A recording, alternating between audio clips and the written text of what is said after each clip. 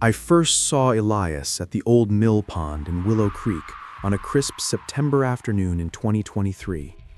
He was skipping stones across the water, his coat collar turned up against the wind.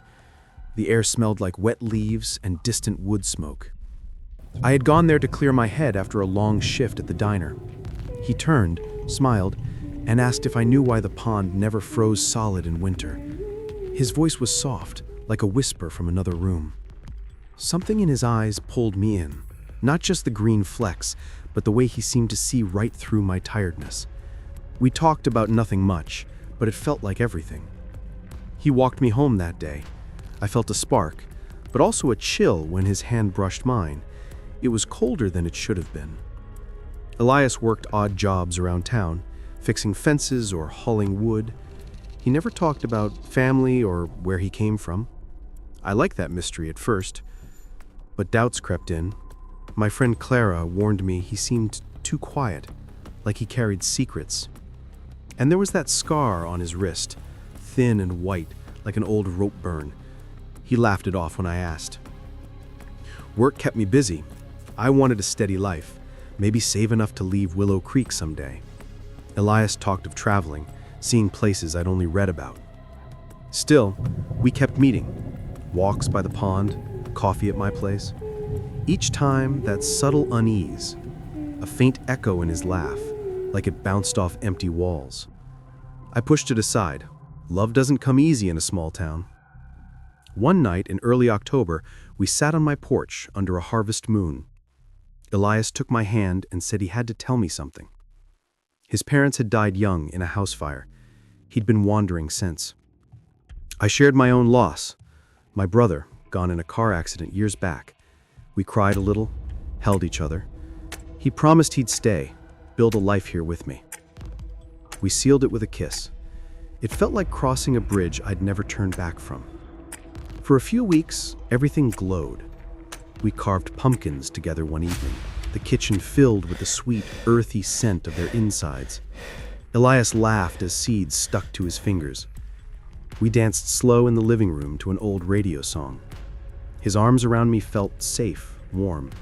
I thought, this is what normal feels like. But then the call came. Elias's uncle in the next state over was sick, needed help settling affairs. He had to go, just for a bit. I'll be back by Halloween, he said, hugging me tight at the bus stop. Promise.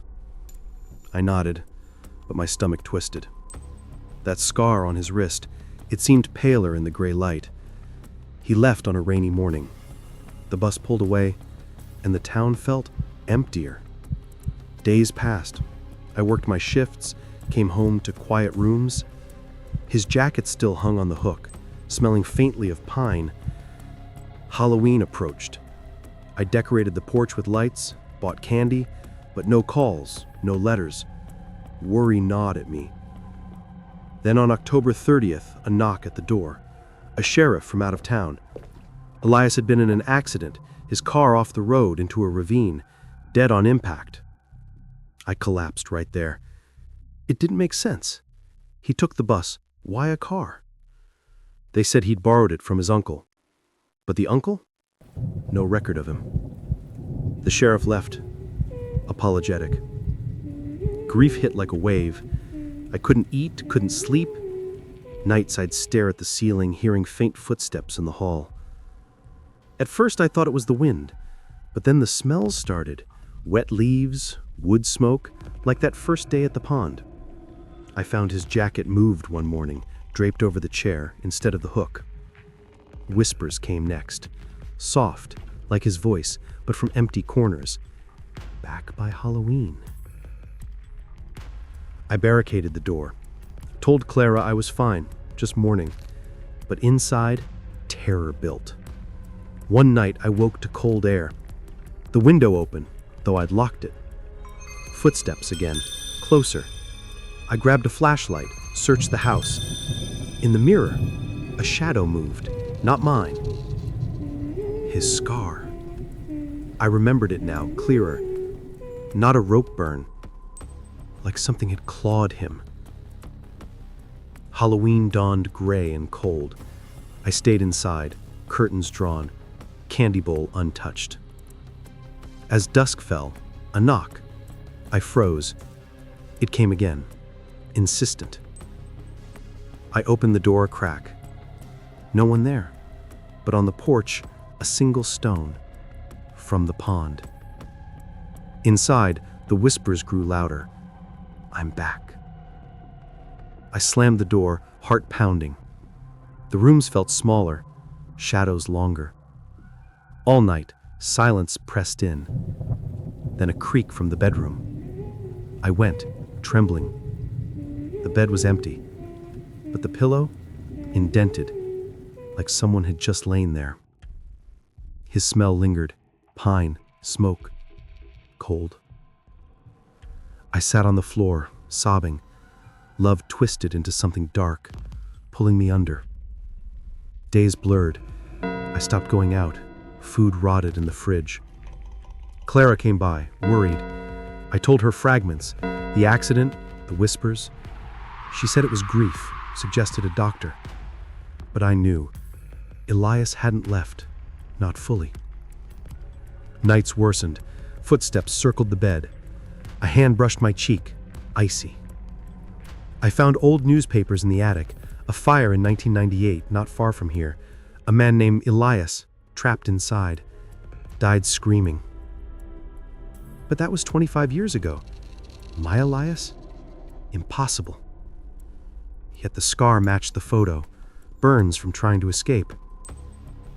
He'd wandered back, found me. Terror consumed me. I burned his jacket. The smoke choked the house. Still, he came. Whispers promised forever. I left Willow Creek in November, drove until the tank dry. New town, new job. But echoes followed. A faint smell sometimes. A stone in my pocket I don't remember picking up. Was he ever real?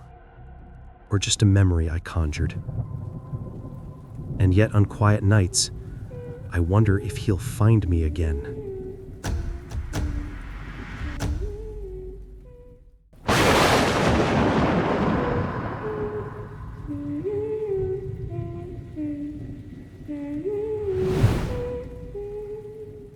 I met Theo at the Harvest Festival in Maple Ridge on a cool evening in October 2024.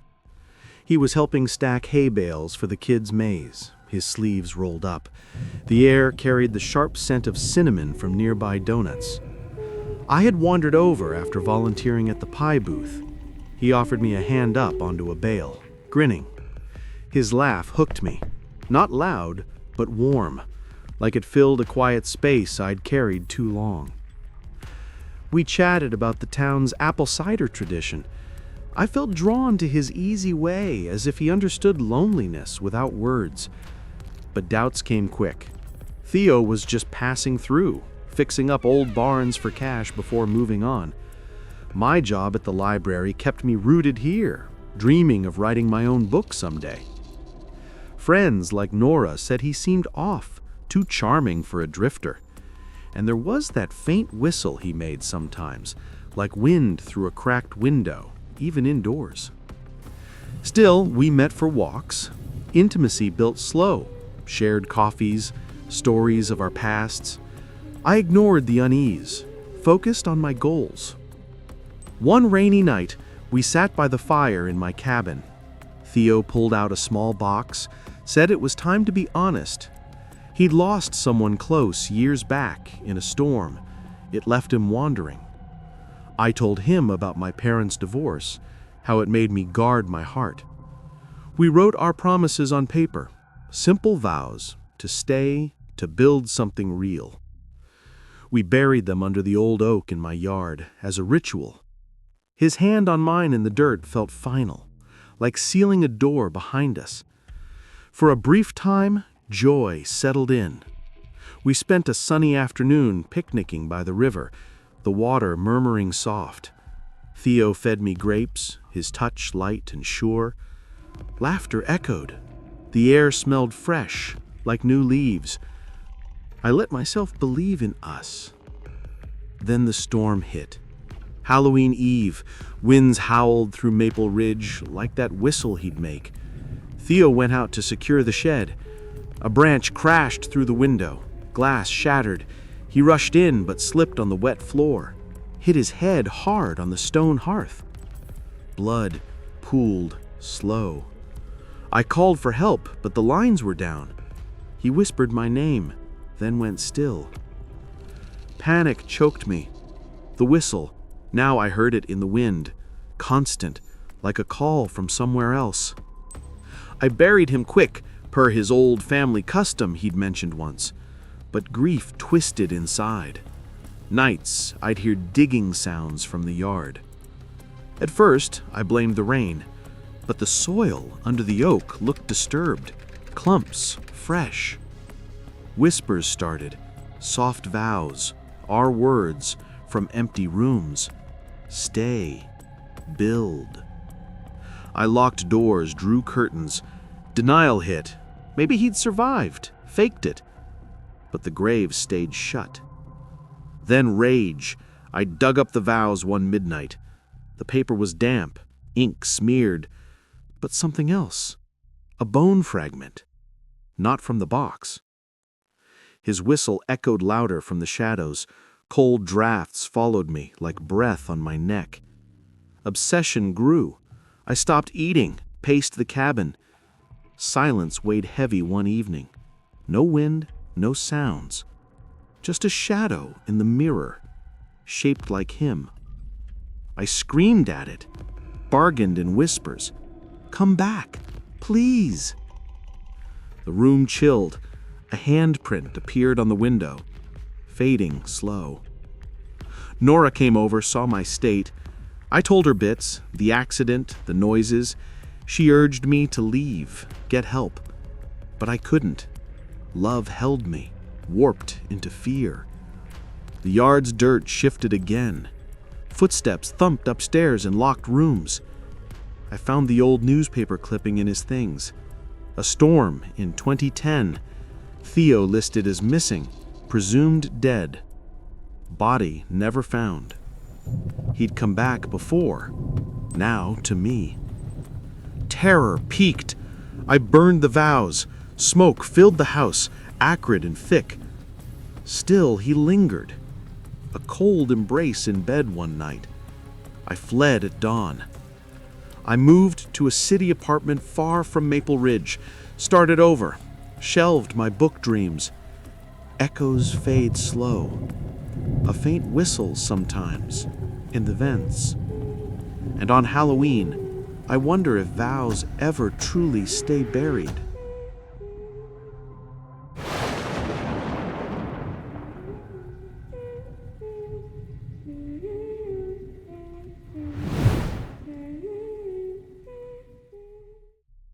I met Ronan at the community bonfire in Pine Valley during the fall festival of 2024. He was tending the flames, adding logs with steady hands. The smoke curled up, carrying a hint of apple wood that stuck in my throat. I had stopped by after my shift at the bakery, carrying a box of leftover pastries.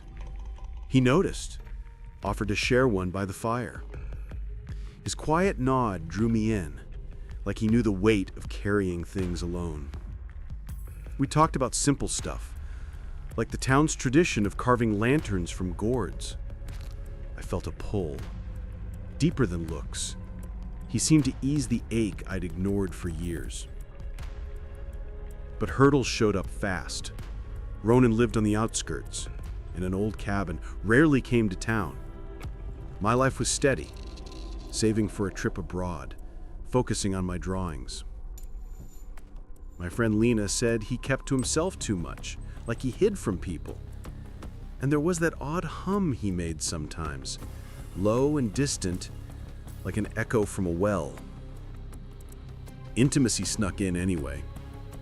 We shared evening walks, hands brushing.